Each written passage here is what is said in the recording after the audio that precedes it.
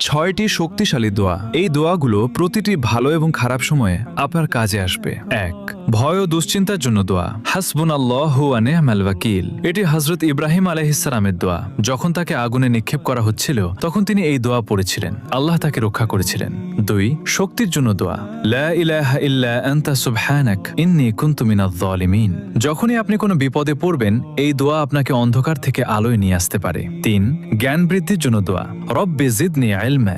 ৪. যে কোনো কিছু পাওয়ার দোয়া। রব্বি ইন্নী লিমা আনজালতা ইলাইয়া মিন খায়রিন ফাকির। এটি হযরত মুসা আলাইহিস সালামের দোয়া। যখন তিনি একা ও বিপদে ছিলেন তখন এই দোয়া করেছিলেন। আল্লাহ তার জন্য পথ খুলে দিয়েছিলেন। ৫. বরকত ও রিজিকের জন্য দোয়া। আল্লাহুম্মা বারিক লানা। ৬. মনের কষ্ট দূরের দোয়া। আল্লাহুম্মা ইন্নী আউযু বিকা মিনাল হাম্মি ওয়াল হাযান। এটি হযরত মুহাম্মদ সাল্লাল্লাহু আলাইহি ওয়াসাল্লামের দোয়া। তিনি কঠিন সময়ে এই দোয়া পড়তেন। এটি মনে প্রশান্তি এনে দেয়। সবাই কমেন্টে আলহামদুলিল্লাহ